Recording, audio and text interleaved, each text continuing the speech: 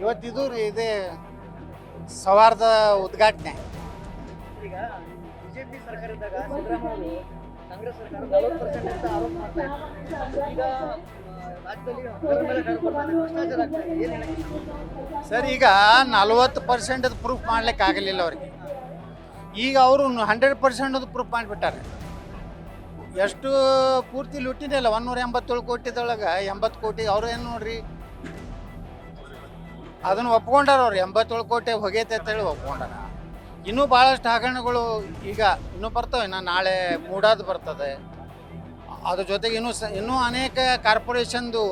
ಸಿದ್ದರಾಮಯ್ಯ ಹೇಳ್ತಾರೆ ಬಿಜೆಪಿ ಅವರು ತಮ್ಮ ಹಗರಣ ಮುಚ್ಚಲಾಕ್ಕೆ ಈ ರೀತಿ ಮಾಡ್ತಾ ಇದ್ದೇನೆ ಅಂತ ಹೇಳ್ತಾರೆ. ಕಾಂಗ್ರೆಸ್ನವರು ನಾ ಕೇಳ್ತೀನಿ, ನೀವು ಇಟ್ಟು ದಿವಸ ಯಾಕೆ ಇವೆಲ್ಲ ಎನ್ಕ್ವೈರಿಗೆ ಹಾಕಲಿಲ್ಲ SITಗೆ? ನೀವು ಅಧಿಕಾರಕ್ಕೆ ಬಂದ ಕೂಡಲೇ ಎಲ್ಲನೂ SITಗೆ ಹಾಕ್ತೀನಿ ಅಂದಿದ್ರಿ, ತನಿಖೆ ಮಾಡ್ತೀನಿ ಅಂದಿದ್ರಿ. ಈಗ ಯಾಕೆ ಹಾಕಿದ್ರಿ? ಈಗ ನಿಮ್ಮ ಹಗರಣವನ್ನು ನಾವು ಯಾವುದೇ ಹೊಂದಾಣಿಕೆ ಇಲ್ಲಾರದೆ ಇವತ್ತೇನು ಓಪನ್ ಮಾಡ್ತಾ ಇದ್ದೀವಿ, ಬಹಿರಂಗ ಪಡಿಸ್ತಾ ಇದ್ದೀವಿ. ಅದರಿಂದ ನಮ್ಮ ಕೆಲವೊಂದು ನಾಯಕರುಗಳ ಬಾಯಿ ಮುಚ್ಚಿಸಲಿಕ್ಕೆ ನೀವು ಇದನ್ನು ಹಗರಣಗಳನ್ನು ಇಟ್ಟು ದಿವಸ ಯಾಕೆ ಹೇಳಿಲ್ಲ? ತಾಂಡ ಅಭಿವೃದ್ಧಿ ನಿಗಮದ್ದು, ಬೋವಿ ನಿಗಮದ್ದು, ನೀವು ಯಾರ್ಯಾರ್ದು ಏನದಾವು ಎಲ್ಲನೂ ತೆಗೀರಿ, ಎಲ್ಲ ಕೂಲಾಗಲಿ.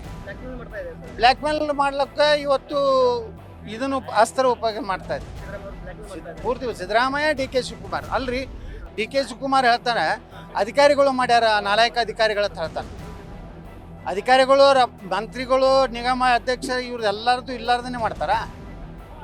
ಫೈನಾನ್ಸ್ ಸೆಕ್ರೆಟ್ರಿ ಚುನಾವಣೆ ನೀತಿ ಸಂಹಿತೆ ಜಾರಿ ಐತಿ. 26ನೇ ತಾರೀಕು ವೋಟಿಂಗ್ ಐತಿ. 21 ಮೇ 2024ಕ್ಕೆ 50 ಕೋಟಿ ರೂಪಾಯಿ ಡೈರೆಕ್ಟ್ ನಿಗಮಕ್ಕೆ ಹಣ ಜಮಾ ಮಾಡ್ತಾರೆ. ಕೋಡ್ ಆಫ್ ಕಂಡಕ್ಟ್ ಇದ್ದ. ಬಿಜೆಪಿ ಸರ್ಕಾರದಲ್ಲಿ ಭ್ರಷ್ಟಾಚಾರ ನಡೆಯಲ್ವಾ ಅನ್ನೋ ಪ್ರಶ್ನೆ ಆಗ್ತಾ ಇದೆ. ಅರೆ ತನಿಖೆ ಮಾಡಿರಿ ನೀವು. BJP ಇದ್ರೇನು ಕಾಂಗ್ರೆಸ್ ಇದ್ರೇನು ಯಾರು ಭ್ರಷ್ಟಾಚಾರ ಮಾಡ್ಯಾರ ಅವ್ರನ್ನೆಲ್ಲ ಒಳಗೆ ಹಾಕ್ರಿ. ನಮಗೇನು ತಕರಾರಿಲ್ಲ. ಆದರೆ ಈಗ ಯಾಕೆ ತೆಗೆದ್ರಿ? ಈ 15 ತಿಂಗಳಾಯ್ತಲ್ಲ ನೀವು ರಾಜ್ಯದಲ್ಲಿ ಆಡಳಿತಕ್ಕೆ ಬಂದು, ಈಗ ಯಾಕೆ ಬರ್ತದೆ? ಮೊದಲೇ ತೆಗಿಬೇಕಾಗಿತ್ತು. ಆಡಳಿತ ಚುನಾವಣೆ ಪ್ರಮಾಣ ವಚನ ಸ್ವೀಕಾರ ಮಾಡಿದ್ಮ್ಯಾಗ ನಿನ್ನೆ ಏನು ಘೋಷಣೆ ಮಾಡಿರಲ್ಲ ಅವು ಎಲ್ಲನೂ ಅವಾಗೆ ಎನ್ಕ್ವೈರಿಗೆ ಹಾಕ್ಬೇಕಾದ್ರೆ ಅವಾಗೆ SITಗೆ ಹಾಕ್ಬೇಕಾಗಿತ್ತು.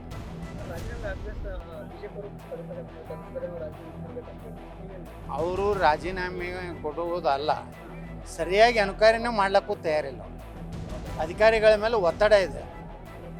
MLAಗಳು ಹೆಸರು ಬರಬಾರ್ದು, ಅಲ್ಲಿದಿಂದ ಸಚಿವರ ಹೆಸರು ಬರಬಾರ್ದು. ಇವತ್ತು ನಾಗೇಂದ್ರ ಏನಾರೇ ಬಾಯಿ ಬಿಟ್ಟರೆ ಇದು ಹಣ ರಾಹುಲ್ ಗಾಂಧಿ ಅವ್ರಿಗೂ ತನೂ ಈ ಹಣ ಹೋಗಿದೆ. ಅದಕ್ಕೇ ಇವತ್ತು ನಾಗೇಂದ್ರನ ರಾಜೀನಾಮೆ ತೊಗೋಬೇಕಾದ್ರೆ ಎಷ್ಟು ದಿವಸ ಬೇಕಾಯ್ತು? ಕೊಡಲಿಲ್ಲ. ನಾಗೇಂದ್ರ ಹೇಳ್ದ ನನ್ನೇನ ರಾಜೀನಾಮೆ ತೊಗೊಂಡ್ರೆ ನಿಮ್ದು ಎಲ್ಲರದ್ದು ಬಣ್ಣ ಬಯಲು ಮಾಡ್ತೀನಿ ಅಂತ. ದಿಲ್ಲಿಗೆ ಹೋಗ್ಯದ. ದಿಲ್ಲಿಯವ್ರ ಪಾತ್ರ ಇದೆ. ಅದೇ ನಾ ಹೇಳೋದು, ನಾವು CBIಗೆ ಯಾಕೆ ಕೊಡೋತೀವಿ? ದಿಲ್ಲಿಗೆ ಹೋಯ್ತಂದ್ರೆ ಎಲ್ಲರದು SIT ಏನದ ಇವ್ರ ಕಂಟ್ರೋಲ್ ಇದೆ. ಪೊಲೀಸ್ ಆಫೀಸರು ಕರ್ನಾಟಕದಲ್ಲಿ DG ಹಿಡಿದು ಇವ್ರ ಕಂಟ್ರೋಲಾಗಿರ್ತಾರೆ. ಇನ್ನೂವರೆಗೂ ನಾಗೇಂದ್ರನ ಅರೆಸ್ಟ್ ಮಾಡಲಿಲ್ಲ SIT ಅವರು. ಅದರ ಅಧ್ಯಕ್ಷನ ಅರೆಸ್ಟ್ ಮಾಡಲಿಲ್ಲ. ಈಗ ಅರೆಸ್ಟ್ ಮಾಡಿದವ್ರು ಯಾರು? EDದವರು. EDಯವ್ರ ಬಳಿ ಸಾಕಷ್ಟು ಪ್ರೂಫ್ ಹೋದ. ಅವ್ರು ಸುಮ್ಮನೆ ಮಾಡ್ಲಿಕ್ಕೆ ಬರೋದಿಲ್ಲ. ಅಂದರೆ ಒಟ್ಟಾರೆ ಕಾಂಗ್ರೆಸ್ಸು 2 ದಿವಸ ವಿಧಾನಸಭೆಯಲ್ಲಿ ಸಿದ್ದರಾಮಯ್ಯನವರು ಮೌನಿದ್ರು.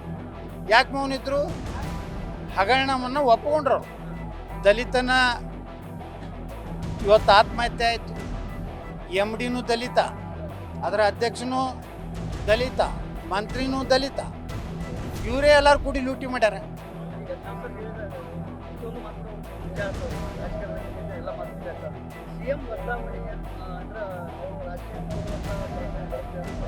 ಆ ರಾಜೀನಾಮೆ ಕೊಡ್ಲಂತ ವಾತಾವರಣನೇ ಅಲ್ಲಿರುವಂಥವ್ರೆ ಮಾಡ್ಲಕತ್ತಾರೆ.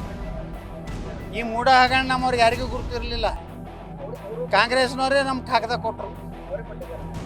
ಏನೋ ಅಪೇಕ್ಷೆ ಬ್ಯಾಂಕಿನ ಕಾಗದ ಕೊಟ್ಟಾರ. ರಾಜಣ್ಣ 2,000 ಕೋಟಿ ರೂಪಾಯಿ ಹಗರಣ ಇದೆ ಸಹಕಾರಿ ಇದ್ರಾಗ. ಈಗ ಅದು ಕಾಗದ ನಮ್ಗೆ ಕೊಡ್ತಾ ಇದ್ದಾರೆ. ಸಿದ್ದರಾಮಯ್ಯವ್ರು ಮುಗಿಸ್ಬೇಕಾದ್ರೆ ನಮ್ಗೆ ಕಾಗದ ಕೊಡ್ತಾರ. ಈ ಸಿದ್ದರಾಮಯ್ಯನವ್ರು DK ಶಿವಕುಮಾರ್ ಮುಗಿಸ್ಬೇಕಾದ್ರೆ ಅವ್ರು ಕಾಗದ ಕೊಡ್ತಾರೆ. ಎರಡು ಕಾಗದ ತೊಗೊಂಡು ಸರ್ಕಾರ ಡಬ್ ಹೊಂದಾಣಿಕೆ ಇದೆ ಬಿಡ್ರಿ. ಅದ್ರಾಗ ಏನು ಪ್ರಾಬ್ಲಮೇ ಇಲ್ಲ. ಮನೆ ಲೋಕಸಭೆಯಲ್ಲಿ ಹೊಂದಾಣಿಕೆ, ವಿಧಾನಸಭೆಯಲ್ಲಿ ಹೊಂದಾಣಿಕೆ 50-50 ಇದೆ. ನೀವು ಆರಿಸಿ ಬಂದ್ರೆ ನೀವು ಹೊಡ್ರಿ, ನಾವು ಆರಿಸಿ ಬಂದ್ರೆ ನಾವು. ನಾ ಯಾರಿಗೂ ಸಾಫ್ಟ್ ಇಲ್ರಿ. ನಾ ಏನಾತನ ನಿಮ್ಗೆ ಹೇಳ್ತೀನಿ, ವಿಧಾನಸಭೆ ಒಳಗೆ ಅಟ್ಟೆ ಸಿದ್ದರಾಮಯ್ಯನವ್ರು ನೇರವಾಗಿ ಮುಖ ನೋಡೀನಿ. ನಾನು ಈ 15 ತಿಂಗಳದಾಗ ಒಂದು ದಿವಸರೇ ಸಿದ್ದರಾಮಯ್ಯ ಅವ್ರ ಮನೆಗೆ ಹೋಗಿದ್ರೆ, ವಿಧಾನಸೌಧ ಅವ್ರ ಕಚೇರಿಗೆ ಹೋಗಿದ್ರೆ, ಅವ್ರ ಬಳಿ ಏನೋ CC ಕ್ಯಾಮ್ರಾ ಇದ್ರೆ ತೆಗೆದುಕೊಡತ್ತೇಳಿ ನಾ ರಾಜಕೀಯ ನಿವೃತ್ತಿ ಆಗ್ತೀನಿ. ನಂದು ಏನೂ ಕೆಲಸ ಇಲ್ಲ ಸಿದ್ದರಾಮಯ್ಯ ಅವ್ರ ಬಳಿ. ನಮ್ದು ಏನೋ ಯಾರ ಬಳಿ ಯಾವ ಮಿನಿಸ್ಟ್ರ್ ಬಳಿ ಹೋಗಿಲ್ಲ, ಇನ್ನಾತನ ಯಾವ ಮಂತ್ರಿಗಳು ಚೇಂಬರ್ಗೆ ಹೋಗಿಲ್ಲ. ಬೆಳಗಾವಿ ಲಕ್ಷ್ಮಿ ಇರುತ್ತಾನೆ, ಗೃಹಲಕ್ಷ್ಮಿ ಅದಕ್ಕೆ ಬೇಕು. ಬೆಳಗಾವಿ ಲಕ್ಷ್ಮಿ ಅವ್ರು ಪಡ್ತೀನಿ ನಿಂತಿರಲಿ 2,000 ರೂಪಾಯಿ. ಅವ್ರ ಇಲೆಕ್ಷನ್ ಖರ್ಚೆ ಭಾಳ ಆಗೈತೆ, ಅವ್ರಿಗೆ ಹೆಂಗೆ ಕೊಡ್ಲಕ್ಕಾಗ್ತದೆ?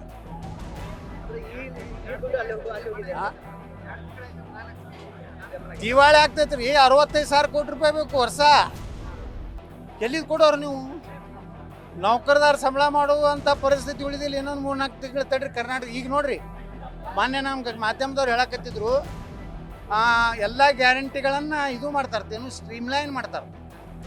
ಏನು ಮಾಡೋರು ಈಗ ಸ್ಟ್ರೀಮ್ಲೈನ್ ಅಂದರೆ, ಯಾರ ಮನೆ ಕಲ್ಲ TV ಇದ್ರೆ ಬರೋದಿಲ್ಲ, ಮೋಟ್ರ್ ಸೈಕಲ್ ಇದ್ರೆ ಬರೋದಿಲ್ಲ, ಯಾರ್ದು ಮನೆ RCC ಛತ್ ಇತ್ತಂದ್ರೆ ಬರೋದಿಲ್ಲ. ಇನ್ನು ಚಾಲು ಆಗ್ತಾವೆ ನೋಡಕತ್ರಿ. ಇದು ಮೋಸ ರೀ. ಹೆಂಗೆ ಕೊಡ್ತೀರಿ ಹೇಳ್ರಿ? ನೀವು 65,000 ಕೋಟಿ ರೂಪಾಯಿ ಡೆವಲಪ್ಮೆಂಟೇ ಇಲ್ಲ. ಇವತ್ತು ನೋಡ್ರಿ MLAಗಳು ಮೊನ್ನೆ ಕಾಂಗ್ರೆಸ್ ಶಾಸಕಾಂಗ ಪಕ್ಷದಾಗ MLAಗಳದ್ದು ವಾದ ಏನಂದ್ರೆ, ನೀವು ಡೆವಲಪ್ಮೆಂಟ್ ಕೊಡಲಿ, ಬರೀ ಗ್ಯಾರಂಟಿ ಹೇಳಿದ್ರೆ ನಾವೇನು ಮಾಡೋಣ್ರಿ ಅಂತಾರೆ. ಆದರೆ ಮಂತ್ರಿಗಳೆಲ್ಲ ತಿಲ್ಲಕತ್ತಾರೆ, ಕಾರ್ಪೊರೇಷನ್ ಮುಳುಗಿಸ್ಲಾಕತ್ತಾರ, ನೋಡ್ಲಕತ್ತೀರಿ. ಆದರೆ MLAಗಳಿಗೇನು ಸಿಗ್ತಾ ಇಲ್ಲ ಪಾಪ. ಅವರು ಹೊಟ್ಟೆ ಖಾಲಿ ಆಗೈತಿ. ಅವರು ಏನಾಗೈತಿ, ಅವರು 30, 40, 50 ಕೋಟಿ ರೂಪಾಯಿ ಖರ್ಚು ಮಾಡಿ MLA ಆಗ್ಯಾರ. ಈಗ ಸಾವ್ಕಾರ ಬಲ್ಲಿ ಬಡ್ಡಿ ಹೆಂಗೆ ತಂದಾರ, ಆ ಸಾವ್ಕಾರಗಳಿಗೆ ಕೇಳಕತ್ತಾರ. ಬರೋದಲ್ಲ. ಈ ಸಾವ್ಕಾರಗಳು ಆರಾಮ್ ಚೈನಿ ಹೊಡ್ಲಕತ್ತಾರೆ ಬೆಳಗಾವ್ದಾಗ. ಹಿಂಗಾಗಿ ಅವ್ರು ಏನು ಮಾಡಬೇಕು, ಅವರು MLAಗಳು ಅದಕ್ಕೆ ಅವ್ರ ಹತ್ತಾರ ನಾವು ಕೊಡಪ್ಪ ಒಂದು 50 ಕೋಟಿ ರೂಪಾಯಿ ಒಂದೊಂದು ಕಾನ್ಸ್ಟೆನ್ಸಿಗೆ ಕೊಡು ಅಂತಾರೆ. ಅದು ದುಡ್ಡು ಬಂದರೆ ಒಂದು 4 ದುಡ್ಡು ಕಾಂಟ್ರಾಕ್ಟರ್ ತಂದು ಕೊಡ್ತಾರೆ MLA. ಇವ್ರದ್ದು ನಡೀತಿತ್ತು ಗಾಡಿ.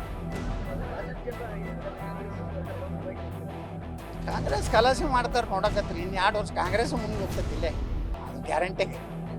ಕಾಂಗ್ರೆಸ್ಸು ಮುಳುಗೋದು ಗ್ಯಾರಂಟಿ, ಈ ಸರ್ಕಾರ ಹೋಗೋದು ಗ್ಯಾರಂಟಿ, ಸಿದ್ದರಾಮಯ್ಯ ಮನೆಗೆ ಹೋಗೋದು ಗ್ಯಾರಂಟಿ, DK ಶಿವಕುಮಾರ್ ಜೈಲಿಗೆ ಹೋಗೋದು ಗ್ಯಾರಂಟಿ. ಒಟ್ಟು ಹೋಗ್ತಾರೆ 3 ತಿಂಗಳ. ನ್ಯೂಸ್ ಫಸ್ಟ್ ನಿರ್ಭೀತಿಯಿಂದ ನಿಮ್ಮ ಪರವಾಗಿ.